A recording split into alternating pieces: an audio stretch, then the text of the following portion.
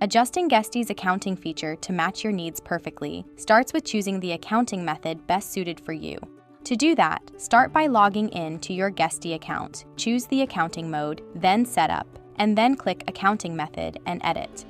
Now choose Accrual Basis Accounting, in which revenue is recognized after the service is provided even if the guest hasn't paid yet, or Cash Basis Accounting, in which the revenue is recognized only after the service was provided and the guest paid in full. For example, with Cash Basis Accounting, if a guest paid after the recognition date set in the business model, the revenue will only be recognized on the date the payment was made. Keep in mind, when choosing the cash basis method, reservations that were not fully paid will not be recognized in the accounting folio on the reservation page until the transaction is complete.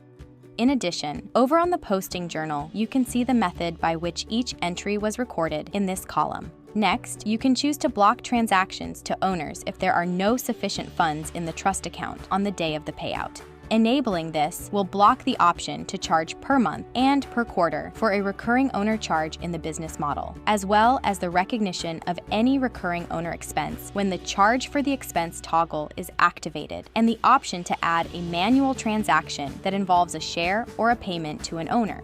In addition, you can keep track of all the unrecognized transactions by clicking here. When done, simply click Save, and that's it. Of course, you can always go back and change these settings to ensure your accounting is as accurate as possible. If you want to learn more, feel free to continue browsing our Help Center. Thanks for watching.